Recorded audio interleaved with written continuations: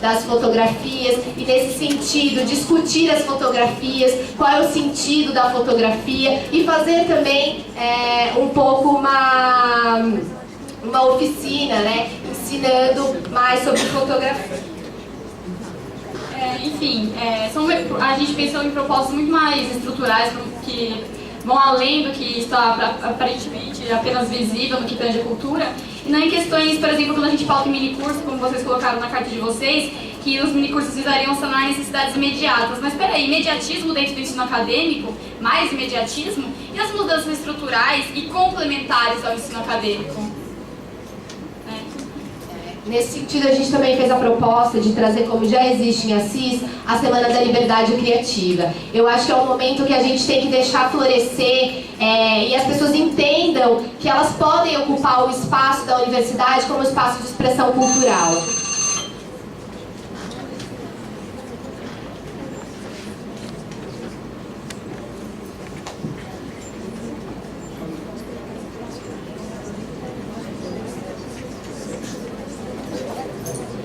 Bem, a pergunta, eles não entenderam a pergunta. Eu perguntei do caráter da memória, dos eventos, já que eles não citam nada relacionado ao centro acadêmico, aos 20 anos do centro acadêmico. Eles leram ali a carta proposta, não entendi, acho que eles não compreenderam a pergunta, mas já que falaram de leitura mercadológica, de entretenimento, como você julga se um evento, como você julga o cunho cultural e o cunho do evento? Eles não estão juntos? Como que você consegue fazer essa diferenciação sem julgar esses eventos, sem selecionar, sem elitizar esses eventos? Também na questão da carta de proposta de vocês priorizam o processo no meio cultural, né? Em relação processo-produto no ambiente cultural. Eu queria saber se só o processo é importante, produto, como vocês vão fazer essa semana de liberdade cultural sem o produto da cultura, já que vocês criticam tanto o ambiente mercadológico e produto da... A questão de ter a cultura como um produto, a arte, vai logo de encontro com a nossa perspectiva do que é uma universidade democrática e universalizada, porque a cultura, ela está intrínseca a cada pessoa. A partir do momento que você democratiza a universidade, as pessoas, elas trazem as suas próprias culturas, e isso, o ambiente no qual isso tudo vai estar junto, colorido, já é uma troca de cultura por si mesma. A gente está propondo trazer espaços nos quais essas perspectivas possam ser trocadas.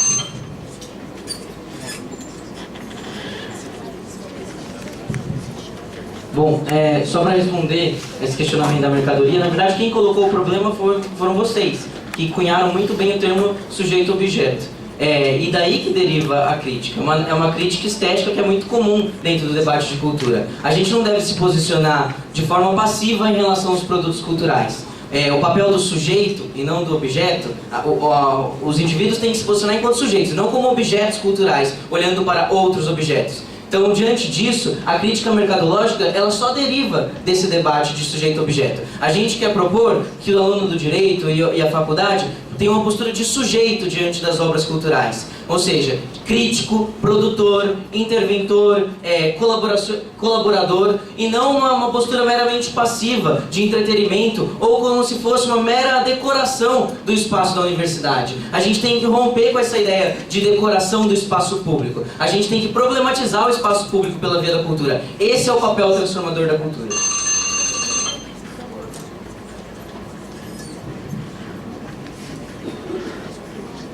Gente, agora a sexta e última pergunta feita pela chapa Voo Sobral. Só um minuto.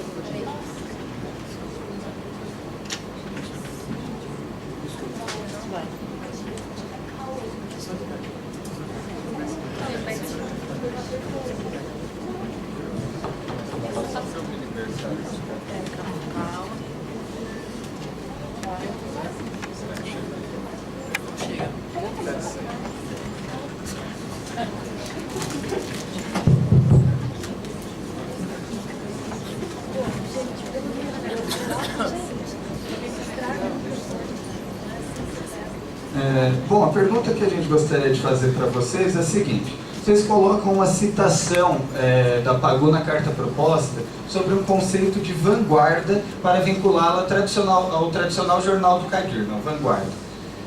que traz o mesmo nome. Eu vou fazer essa citação. Ó. Só é escritor de vanguarda quem tem ideias de vanguarda. Essa é a citação. Todavia, o conceito de vanguarda traz todo um significado tanto para a arte quanto para a política. E é exatamente sobre isso que diz respeito à frase de Pagou. Gostaríamos de saber como vocês conseguem articular a ideia de representatividade com a noção de vanguarda, oriunda das ideias comunistas trotskistas de Pagou.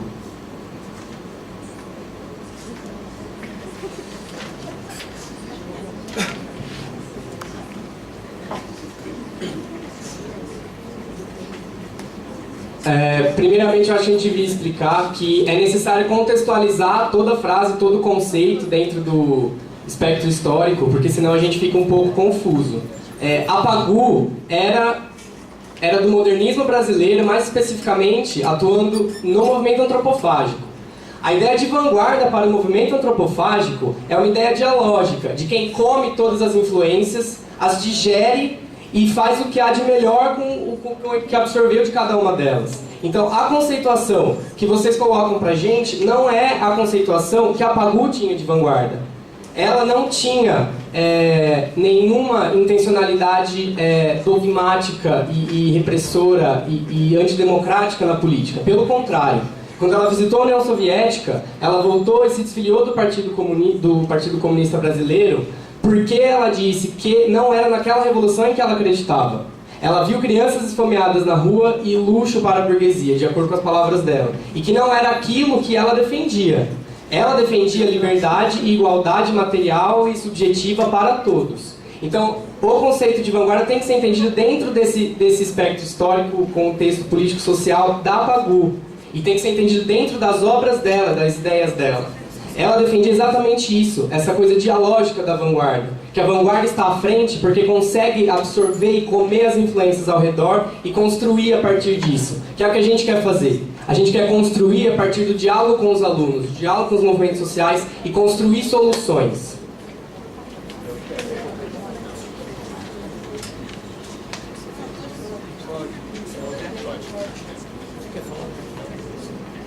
A nossa perspectiva de absorver o que já foi feito do movimento antropofágico da Pagou também diz respeito à nossa proposta de valorizar a memória do curso. Nós não estamos negando o que aconteceu, o que já foi feito de bom por nenhuma das outras gestões de centro acadêmico, por nenhuma das outras atitudes que já existem dos movimentos sociais e do movimento estudantil. A gente procura valorizar e construir em cima disso, a partir disso. Não temos a pretensão desse conceito vanguardista de estar à frente ou de estar acima de tudo isso que já foi construído.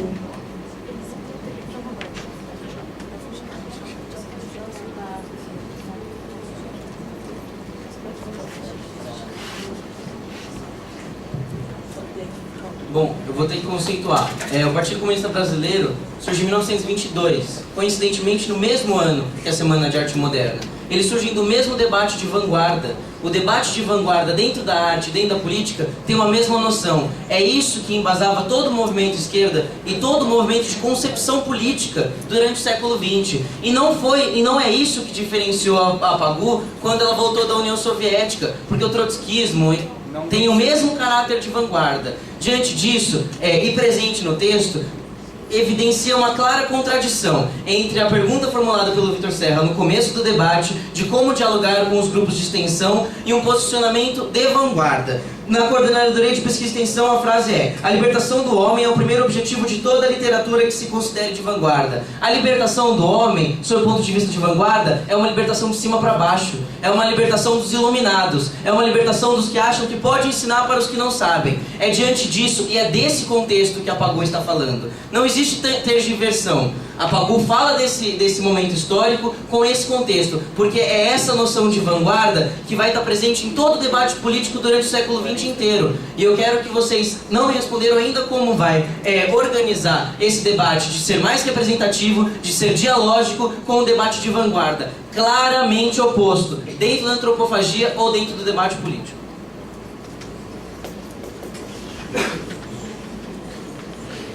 Eu acho que a gente precisa diferenciar um pouquinho aqui que nós não somos a Pagu, nós estamos homenageando a ela e as suas ideias, então nós temos algumas diferenças em relação a ela. Essa interpretação que você deu à vanguarda e ao movimento antropofágico é uma interpretação. A esquerda não é homogênea e não tem conceituação tão clara e dividida como você coloca. A esquerda tem diferenças dentro dela, e são diferenças de interpretação de mundo e de ação política. E o que a gente coloca é que a Pagu lutava sim pela libertação do homem, pela libertação das pessoas. Ela lutava pelas mulheres proletárias quando o movimento feminista brasileiro da época era apenas sufragista e não discutia a questão social, não discutia a questão de classes. Esse tipo de vanguarda, que é a ideia da antropofagia, que é de comer influências e avançar nas demandas, são as ideias da Pagu e é o que a gente quer defender aqui. É o diálogo máximo que a gente conseguir fazer com os movimentos sociais e com os alunos e com tudo que está posto para a gente tentar construir um mundo melhor, libertário.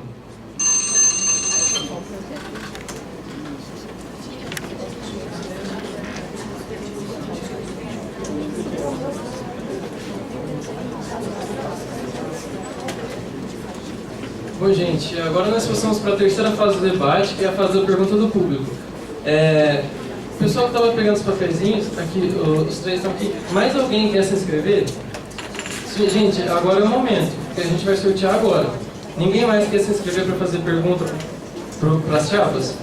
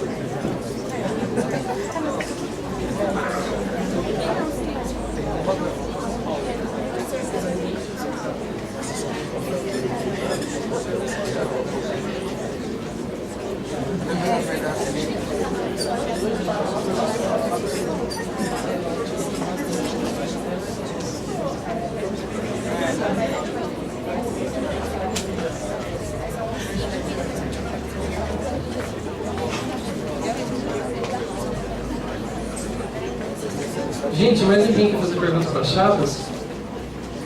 Então, gente, a gente só tem uma pergunta direcionada para a chapa Pagu. Então, como a gente vai proceder? A gente vai fazer o primeiro ciclo normal, a gente vai sortear quem vai começar respondendo, cada chapa vai começar respondendo.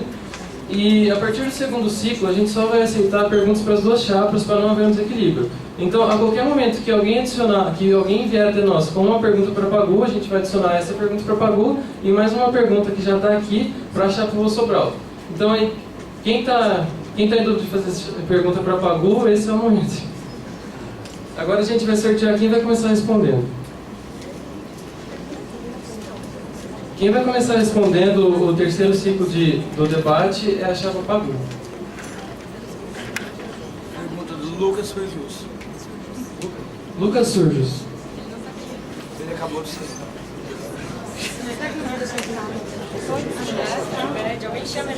Alguém pode chamar o Lucas, por favor? Mandar mensagem? Marina, chama o Surjus aí fora, por favor.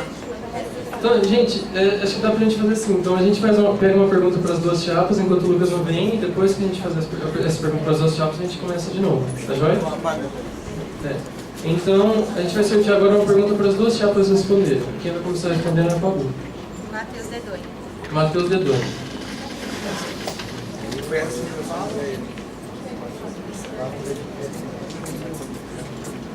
Boa tarde, meninos. Estou satisfeito aqui de ter visto o debate no começo, porque ele ajudou um pouco a responder parte da pergunta que eu tenho. O questionamento que eu tenho é no sentido do seguinte: eu vi, por exemplo, o Vitor falou de esquerda, de libertário, entendeu? E os meninos também, o 40 fez análise histórica.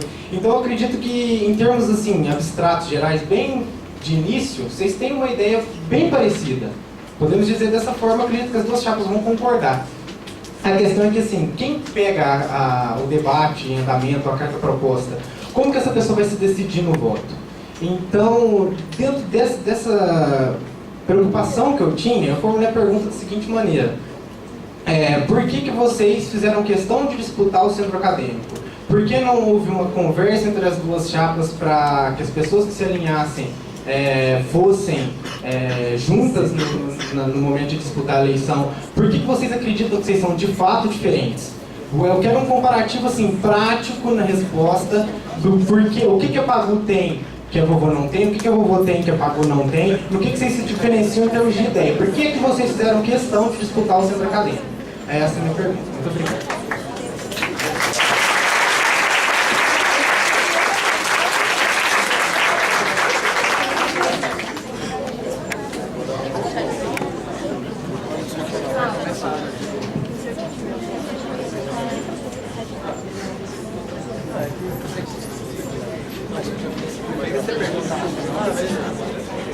Então, gente, a gente tinha sorteado quem ia fazer a pergunta primeiro, então a gente vai sortear de novo para ver quem vai responder primeiro. Desculpa. A Pagu vai começar respondendo. 3 minutos e meio de resposta.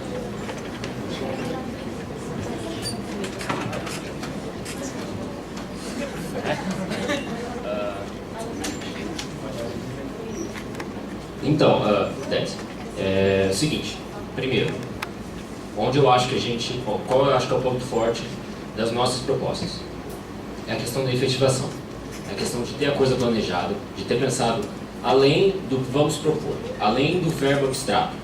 A gente já fez um projeto de calendário entre a gente, que a gente ainda está para postar. A gente tem basicamente definido quem vai realizar determinadas propostas e então a questão do planejamento, a questão de ter procurado saber se algumas propostas podem ser efetivadas ou não e para poder botar isso para frente. A outra questão... sim. Quanto à formação da chapa mesmo. A formação da chapa não ocorreu dessa forma que você propôs, porque a nossa formação ocorreu de uma forma orgânica.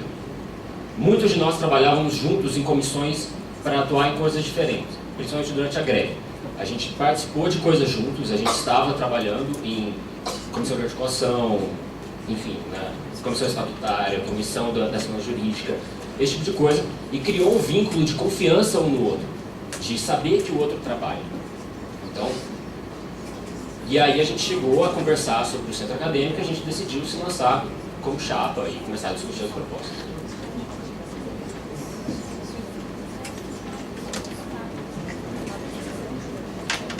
Em relação a por que a gente não é a mesma chapa, eu acho que é importante ressaltar que para poder trabalhar dentro de um centro acadêmico, para poder ser uma gestão que consegue efetivar suas propostas, é preciso que o grupo saiba funcionar muito bem.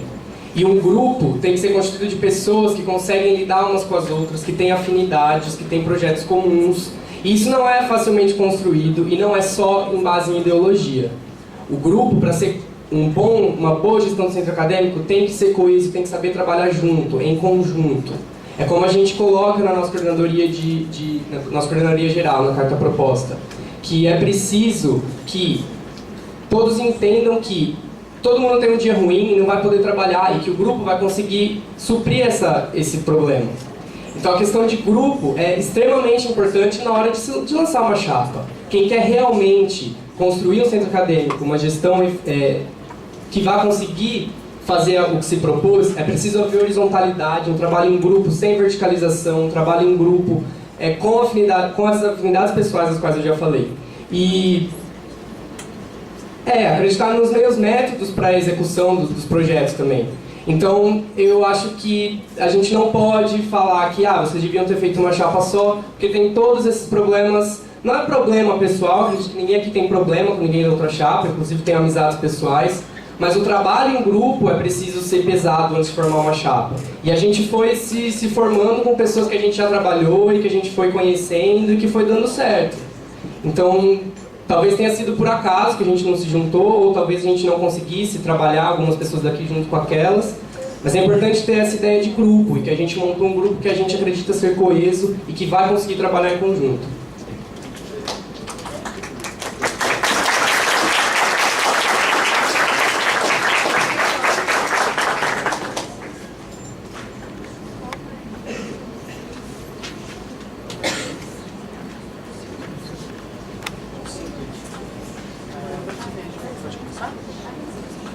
acho super importante a pergunta que o Matheus fez, no sentido de o que nos diferencia. Na verdade, o que diferencia a gente, pelo menos ao nosso ver, da Chapa Pagu, é que o que adianta a gente ter um projeto de esquerda se é um projeto totalmente que a gente enxerga do outro lado fragmentado. Né? Porque a gente consegue observar, pelo menos dentro da nossa carta proposta da Vovô Sobral, a gente vê que a gente trabalha numa espécie de um sistema. Um sistema no qual a gente pega coordenadoria de política interna, política externa, eventos, todas elas girando em torno de um projeto político pedagógico. Porque a gente não consegue enxergar somente políticas imediatistas. Porque nesse sentido, o que adianta a gente colocar mais tapa-buracos? Né? Porque nesse sentido, a gente consegue, a gente pensa num projeto a longo prazo. A gente também não enxerga nesse sentido, principalmente em relação à extensão e pesquisa, uma concepção vanguardista. Né? Imagine, por exemplo, você indo dentro do cursinho popular da Unesp e o professor enquanto iluminado e o aluno sendo aquele que somente recebe o conhecimento. Né? Então, nesse sentido, a gente consegue observar, ao nosso ver, essas diferenças.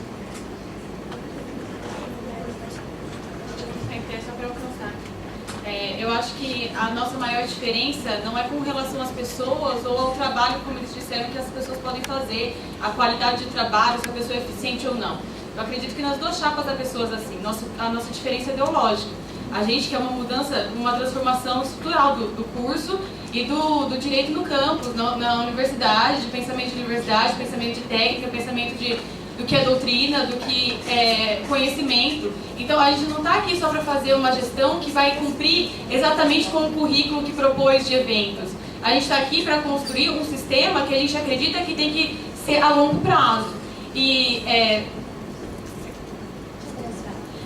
também a gente, por exemplo, acha importante acompanhar os departamentos, acompanhar o conselho de curso, mas a gente não quer ficar só assistindo. A gente não quer fazer um secretariado disso, não é uma burocracia vazia que a gente quer fazer. A gente quer fazer uma burocracia atuante, que a gente pense, reflita o PPP, o projeto político pedagógico, que a gente quer fazer uma burocracia pautada na política, como atuantes, e convidando as pessoas a atuarem junto e refletirem juntos com a gente. Eu acho que mais. Na verdade, a gente estava partindo, ambos, os lados, do pressuposto de uma atuação do centro acadêmico enquanto política. Só que, e aí eu faço dois questionamentos, né? Que dentro da carta proposta de vocês acabam partindo de uma ideia e quando tentam dialogar com os movimentos sociais, não percebem também que os movimentos sociais também estão inseridos no debate da política partidária e meio que no sentido de demonizar um pouco o sentido da política. Então, na verdade, a gente tem que pensar, na verdade me preocupa quando vocês falam um pouco de traçar um calendário de planos e metas, porque parece que a gente está esvaziando o sentido de atuação política do centro acadêmico e está dando sentido simplesmente secretariado, quando na verdade precisa existir uma política de efetivação, mas através de um projeto. E qual é o nosso projeto? Se diferencia na discussão do projeto político-pedagógico, na inserção na política com um objetivo.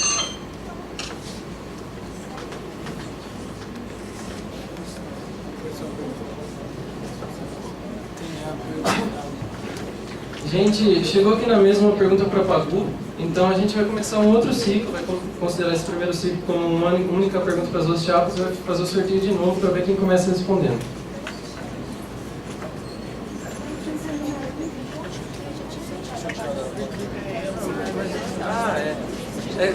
Como a gente já tinha sorteado, desculpa, vai ser a Pagu que começa. Então vai ser a Pagu que começa, que vai responder a primeira pergunta. A pergunta é da Ludmilla.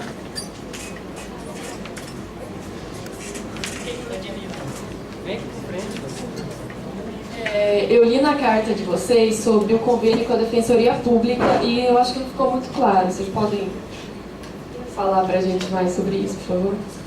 Obrigada.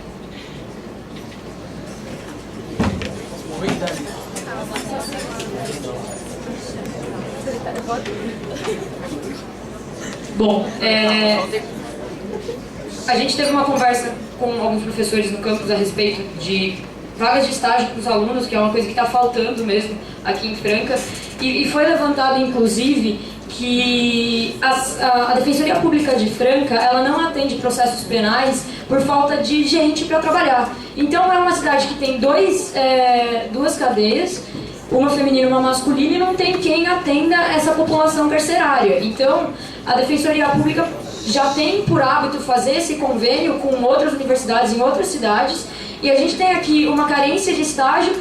Então são duas carências que poderiam trabalhar juntas. A gente já foi na Defensoria Pública conversar com eles, existe um processo já nesse sentido, a gente vai rastrear aonde está esse processo.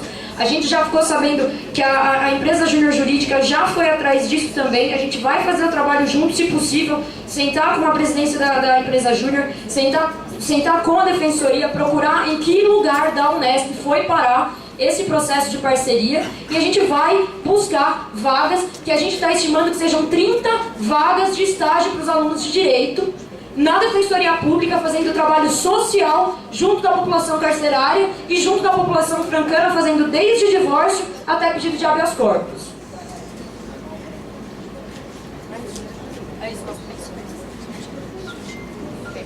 Tem 1 minuto, Guilherme. Não, eu acho que ficou claro.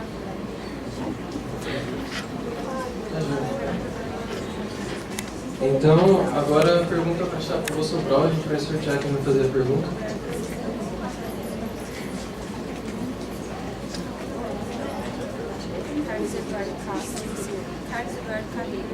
Carlinhos. Gente, só lembrando que as perguntas direcionadas para uma única chapa, a pergunta tem duração de 1 minuto e meio, resposta de 3 minutos e meio, réplica de 1 minuto e tréplica de 1 minuto. A pergunta agora para a Pagu é se a Ludmila abriu mão da réplica e se sentiu contemplada. Obrigado. Primeiro, boa tarde a todos. A minha pergunta direcionada a vocês vai no seguinte sentido. Eu notei, tanto na carta proposta quanto nas falas, muitas citações a ideais, um uso muito amplo de uma linguagem aberta, no sentido de que permita um entendimento a longuíssimo prazo, mas não tão efetivo a curto prazo. E também falta de referências à teoria, cultura, segundo quem? Projeto político-pedagógico, segundo quem? Minha pergunta vai nesse sentido. No que se refere à política interna e qualidade de ensino, a chapa de você citou diversas vezes o projeto político-pedagógico.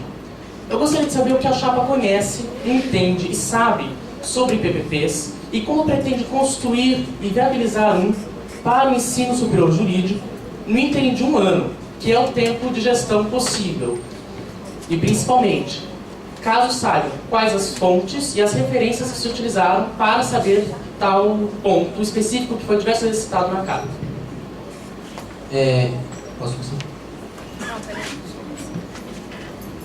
Bom, eu não sei onde foi lido na carta que a gente pretende criar um PPP. Na verdade, isso não está na carta e nem poderia estar. Até porque o PPP não pode ser uma criação do centro acadêmico. E até porque ele já existe, na verdade ele tem que ser repensado, né? Ele tem que ser publicizado. Esse debate tem que se tornar público, né? Esse debate tem que se tornar aberto. Os estudantes precisam fazer parte desse debate. Para quando a gente for reformular a grade, a gente já tem acúmulo no sentido de quais os elementos do ensino jurídico a gente quer contribuir para o nosso curso. Em cima disso, tem muitos elementos na nossa faculdade que podem contribuir. A gente tem grupos sobre direito que debatem o ensino jurídico. A gente tem professores que se dedicam a estudar o ensino jurídico com quem nós temos relações muito próximas, como o professor Alberto Machado, que tem um livro dedicado ao ensino jurídico crítico. Além disso, a gente acha que o projeto político-pedagógico precisa ser permeabilizado, ele precisa receber todas as qualidades que a nossa faculdade, que o nosso curso tem, os grupos de extensão, a pesquisa dos alunos. Então, em cima disso, a gente não tem a soberba de criar um projeto político-pedagógico. A gente quer debater o projeto político-pedagógico. Só abrindo para o público o nosso projeto político-pedagógico é que a gente vai ter a capacidade e a possibilidade de reformular o nosso curso estruturalmente. Bom, ainda no sentido do que você tinha comentado sobre projetos mais a longo prazo, não imediatistas, eu queria pegar um gancho do que o Vitor Serra tinha falado antes sobre a pesquisa e extensão, que eu acho que é um diferencial das duas chapas. Já falamos aqui que é a Carol Bombaroli que está tocando a pesquisa, junto com a Amanda que está tocando a extensão, caso sejamos eleitos. E eu não consigo pensar em ninguém melhor do que ela, reconhecida internamente e externamente como uma exímia pesquisadora, para tocar 2 dos nossos projetos principais com relação à pesquisa, que passaram um pouquinho além da RAD, que é uma obrigação do CADIR, e mesmo da extensão limitada que a Pagu trouxe. Nós temos como projetos não a longo prazo, mas imediatos, a criação de cursos de teoria do direito e de metodologia, para suprir uma deficiência do curso de direito, enquanto pesquisadores que não têm acesso a uma metodologia de base concreta para que sejam executadas pesquisas. Temos também como intuito a criação de um ciclo de iniciação científica abrangendo a Unesp, a FDF e a Unifran, porque falta pesquisa conjunta dentro da cidade de Franca. E nós vamos trazer isso para dentro da Unesp. Além disso, a gente traz uma discussão com relação à limitação de orientadores para TCC. A gente tem uma limitação no 5º ano. Se não me engano, somente 6 orientandos por cada professor. Então, se o aluno quiser pesquisar na área de administrativo e os orientadores estiverem lotados de orientandos, eles têm que buscar outra área. Nós queremos buscar isso junto aos responsáveis aqui dentro da Unesp, para que nós possamos buscar orientadores, caso não existentes dentro do curso, fora da universidade.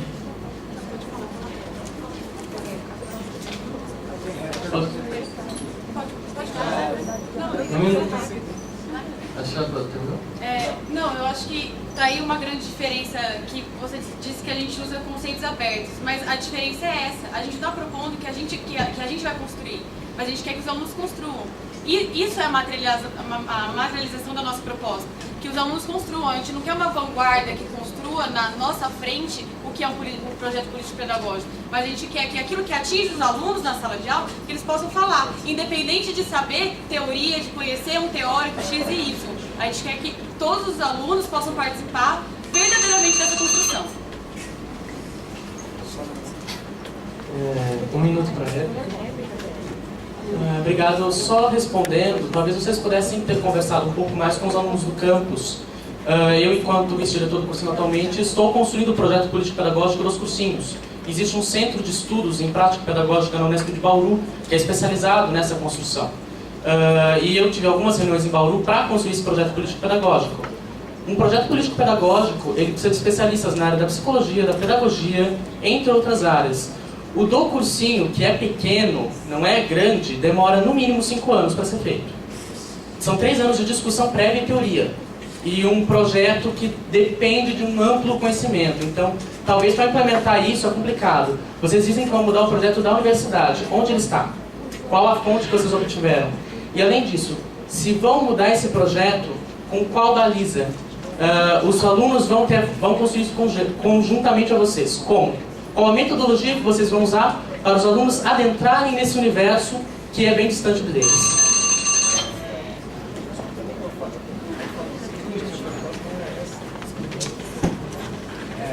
Na verdade, acho que é muito importante você colocar em relação às questões da teoria.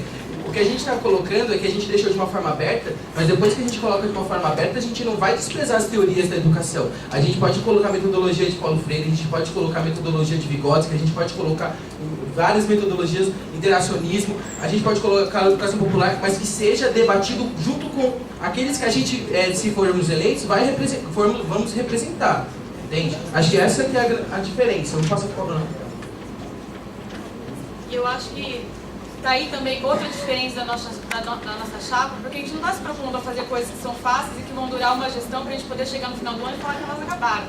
A gente está aqui querendo construir uma coisa que é transformadora. Então, se é para essa transformação durar 5 anos, esperamos que ela continue durante 5 anos. Esperamos que, se nos tornarmos gestão, consigamos construir alguma coisa que dure 5 anos e muito mais do que isso. A nossa proposta, de verdade, sinceramente, se a nossa proposta é para terminar em 1 ano, não tem porquê ser gestão. Gente, agora nós vamos sortear uma pessoa para fazer uma pergunta para as 2 chapas. E como na outra pergunta para as 2 chapas a Pagu tinha começado respondendo, agora a Vovô Sobral vai começar respondendo.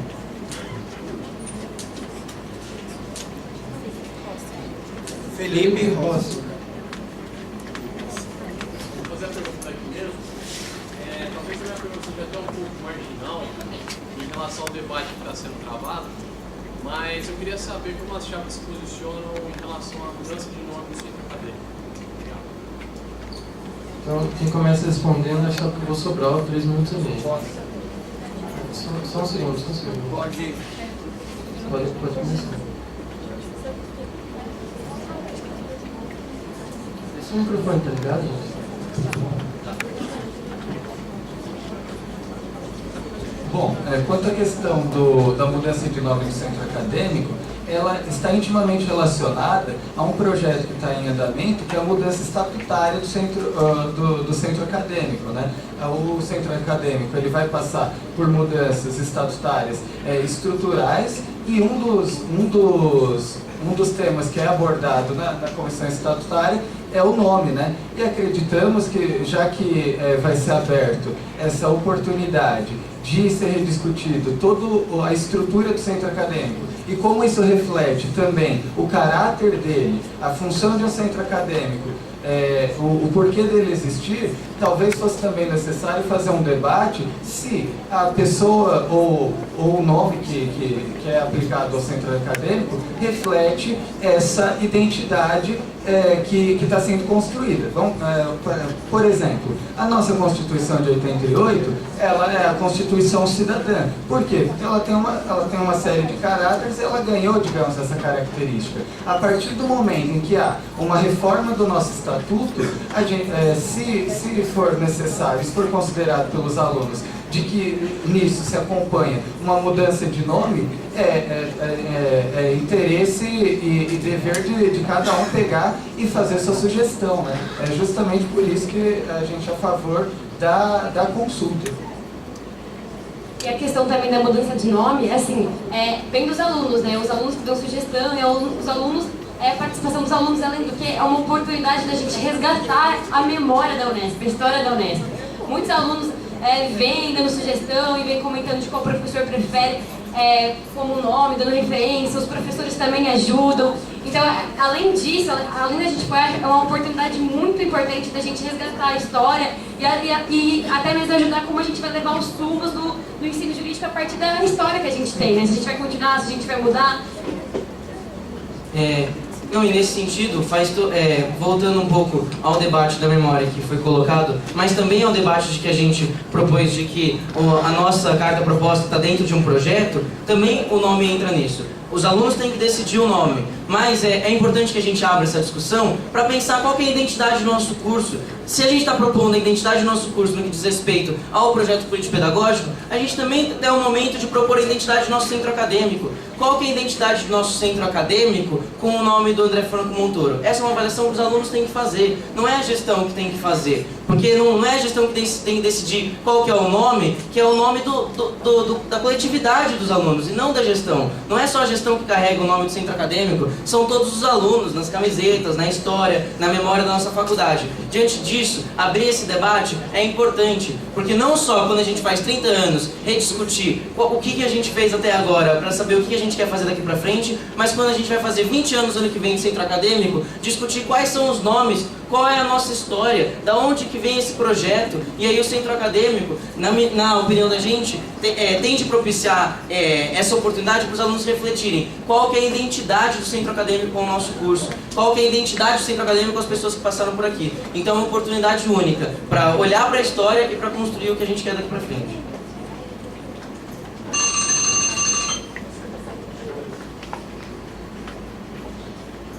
Bom, tem 3 membros na Chapa Pagu que estão participando ativamente da comissão que foi aberta pelo CADI para a reforma estatutária. Então a gente tem se sente até confortável, de novo, usando essa frase horrorosa, para responder essa pergunta.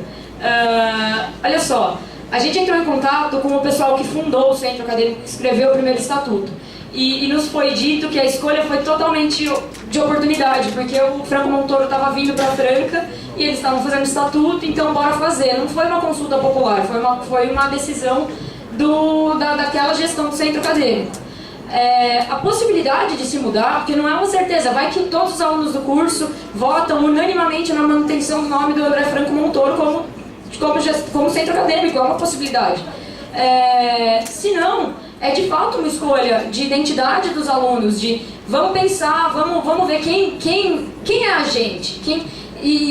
E essa é uma proposta da Chapa Pagu como um todo. Quando a gente pensa, a gente fala com tanta frequência de vamos resgatar a memória, vamos abrir o Vanguarda, vamos reabrir o Vanguarda, vamos produzir textos do nosso campus, vamos correr atrás, passa inclusive por fazer essa consulta, por tentar viabilizar essa mudança se for ocorrer mesmo, E, justamente, se for o caso, a comissão estatutária continuar levando esse barco, continuar tocando esse barco, dar todo o apoio possível para que haja essa reforma estatutária, que é extremamente moderna. O novo estatuto é moderníssimo, prevê, inclusive, a responsabilidade fiscal da gestão do centro acadêmico. A proposta da PAGU é resgatar a memória, é colocar os alunos valorizando o que já se passou no nosso campus, para a gente construir um futuro, não só do centro acadêmico, mas uma identidade do curso de Direito, para na hora que a gente for lá fora, falar: eu me formei na Unesp Franca, sou bacharel em Direito pela Unesp Franca, meu curso tem 30 anos de história, 20 anos de centro acadêmico. É isso, obrigada.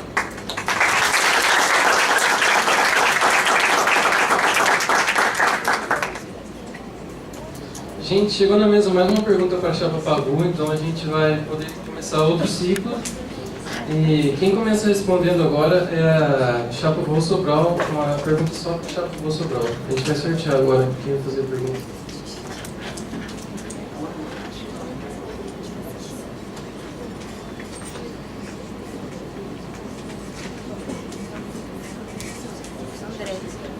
André.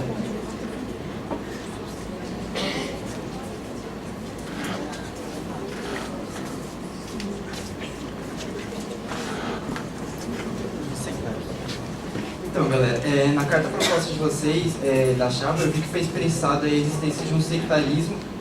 Sectarismo, eu vou falar da forma que eu interpretei, vocês corrijam também, se for errado.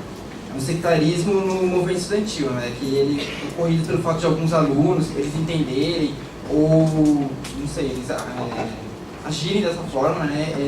Entenderam alguns espaços, como a Assembleia de Estudantes, mais importantes são relevantes do que outros espaços que também são abarcados pelo movimento estudantil.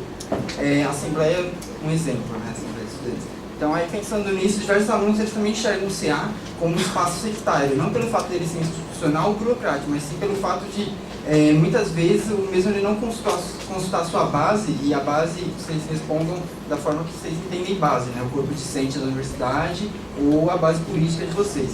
Então, não consultar essa base efetivamente para tomar decisões em espaços como o CEUF, por exemplo. Tá?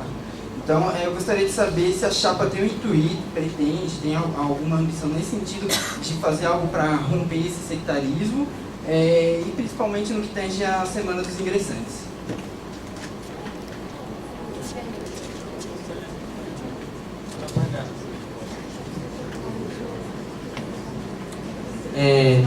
Essa é uma parte importante da nossa carta proposta.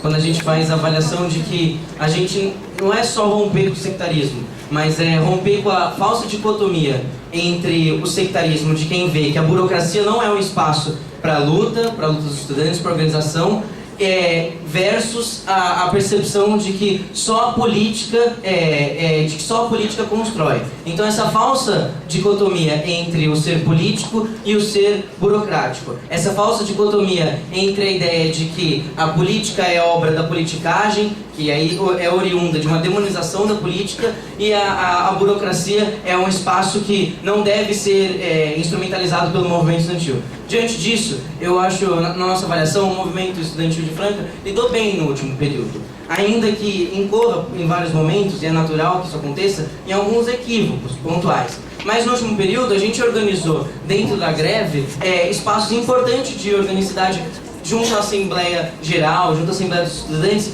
que são espaços essencialmente políticos. Mas a gente também não se furtou de debater junto à instituição, quando a instituição abriu brechas para as nossas conquistas. Nesse sentido, o centro acadêmico tem que continuar propiciando esses espaços. Dentro do CEUF, também a mesma coisa. Os espaços têm que ser cada vez mais politizados e abertos para que haja um substrato político, mas também a gente tem que buscar essas conquistas dentro das brechas institucionais. E também a questão do movimento estudantil, a gente quer romper. Existem vários espaços para os alunos estarem atuando, né? Não só as assembleias, existem também outros. A assembleia é importante, mas também existem outros espaços, grupos de extensões atuantes, o NATRA, por exemplo, é um exemplo. E esses alunos também, embora algumas pessoas às vezes não possam estar atuando ativamente dentro da assembleia, são pessoas que também ajudam e constroem um movimento. Então é importante a gente ter essa união e a importância das pessoas estarem atuando em diferentes espaços, que nenhum espaço deve ser melhor ou pior que o outro. Acho que também vai nesse sentido. uma outra questão que você colocou, a questão da gente questionar o sectarismo, é porque, inclusive, isso é muito... é um estigma que a gente tem no campus, de que o curso de Direito, muitas vezes, passou por cima de decisões, ou foi sectário, né? Separou das decisões da base. Eu acho que é importante ressaltar que a gente tem que estar ligado a essas decisões e respeitar essas decisões. Até mesmo a gente discutiu isso daí, por exemplo, na questão da ocupação, né, na qual havia uma divergência entre as entidades e as pessoas que tinham votado a favor da ocupação, mas, no entanto, as entidades compuseram a ocupação, mantiveram esse diálogo. Você também tinha feito um questionamento quanto à permeabilidade, né? Eu acredito que nós temos que tentar criar cada vez mais canais, né? Mas assim, o canal básico do diálogo entre os estudantes e o centro acadêmico seriam as reuniões administrativas que ocorrem toda semana, também, e no caso de campus, as assembleias, que ultimamente andam muito esvaziadas. A gente tem que lutar pela participação e a democratização desses espaços.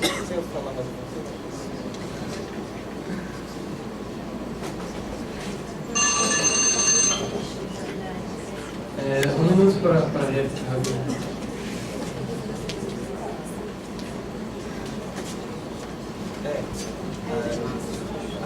É legal.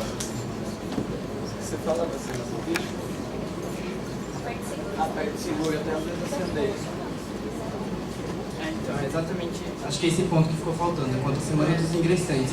E o que o 40 falou, exatamente o que eu falei, não pelo fato do CA ser, muitas pessoas, alunos enxergam de forma sectária, excludente, mas não pelo fato dele ser institucional e burocrático, que está sem atrelado à política, mas pelo fato dessas tomadas de decisões e tudo mais pela base. E exatamente o que eu falei de romper o sectarismo, é de como vocês, não sei, se tem esse intuito, o que se pretende fazer com os ingressantes, né, principalmente eles, obviamente, né, chato para o ano que vem, para estar desmistificando exatamente essa situação de burocracia política.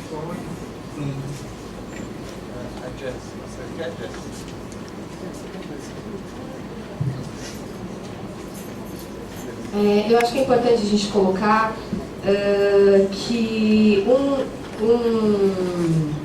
algo que coloca, né, que nos coloca um problema que pelo menos a gente enxerga, é que o centro acadêmico conseguiu se inserir no espaço político, mas ainda ficou uma lacuna no sentido de conseguir trazer e colocar os estudantes, né, eles entenderem o que é o espaço público e como se colocar enquanto sujeitos políticos, ou seja, de realmente conseguir trazer mais estudantes para o debate, para as assembleias, mesmo tendo em vista que a gente conseguiu uma ampla participação nos períodos da greve. Bom, e aí é nesse sentido que a gente acha que a Semana do Bicho tem que ser esse espaço de aproximação, um espaço de recepção que seja feito em conjunto com os outros centros acadêmicos, que sejam traçadas políticas conjuntas que aproximem os estudantes e que pautem coisas importantes em relação à universidade, problematizando como foi feito esse ano em sentido da permanência de todas essas pautas que foram... Gente, agora a gente vai fazer a pergunta para a Paula responder. Acho que só... Tem mais uma pergunta? Ah, que ótimo.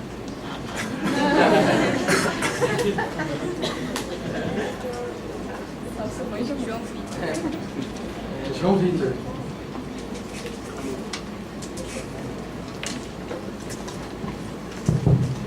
Então, eu acho que o debate é mais do que só provocações, não só contextualizando, mas provocações e ofensas de lado para o outro. Eu acho que é a oportunidade dos grupos quebrarem alguns preconceitos. O ideal seria eu fazer provocação entre os dois grupos, mas devido à proporção acho que eu não vou conseguir fazer para Vovô Sobral. Então eu vou fazer uma provocação para Pagu. E para ela ter a oportunidade de quebrar um preconceito. Tem gente falando que a carta proposta da Vovô Sobral é melhor. E a maioria dessas pessoas nem leram a carta proposta. Mas é o seguinte, eu acho que isso é devido ao fato dela com certeza ter mais páginas, que eu li as duas cartas e a sua carta tem 10 páginas, a dela 20. A delas contém, eu acho mais totalizante, tem propostas, incluindo a de vocês, tem muitas propostas que estão lá e eles adicionaram mais. tem no total, eu contei, eu acho que são 42 ou 46 propostas. E eu gostaria de saber o que vocês têm para falar em relação a isso. Só para ter a chance de...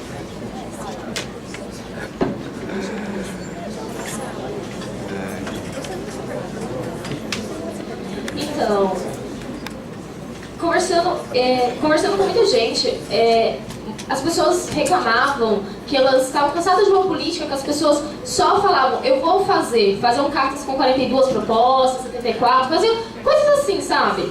As pessoas esperam que você possa oferecer pouco, mas que você concretize lá na frente. Nós oferecemos no total quantas propostas que você falou, se não contou as nossas? Ah, eu esqueci. Ah, tudo bem. Mas nós oferecemos propostas pontuais, sim, fizemos um calendário com tudo programado, propostas que vão suprir o imediatismo do curso. Por exemplo, o processo penal, que as pessoas sofrem em segundo e terceiro ano. Processo civil, perdão. Mas fizemos poucas propostas, mas propostas possíveis de ser realizadas, propostas realistas, que para uma gestão de um ano é o que pode ser feito. Nós não estamos sendo utópicos, nós estamos sendo realistas e vendo que no momento um centro acadêmico que possui 30 anos pode fazer. Mas a gente não só possui propostas imediatistas. A gente está propondo resgatar a história do curso e do centro acadêmico num projeto que é a longo prazo. A questão de construir a identidade do curso de Direito da Unesp Franco não vai se realizar, não vai se concretizar no percurso de uma gestão. A gente tem a consciência disso. E por isso que a gente está iniciando as nossas propostas, iniciando os projetos que visam concretizar e consolidar a história, para que isso seja uma coisa perpetuada, para que seja dos alunos essa função e essa consciência de conhecer o curso, de saber o que acontece, o que pode ser esperado dos alunos da Unesp Franca. Só para finalizar, você disse que tem uma comparação entre as duas cartas. Qual que é melhor? Melhor é baseado no quê? Número de proposta, efetividade? Qual o pressuposto para essa comparação? Então, o número de propostas, a mais numerosa,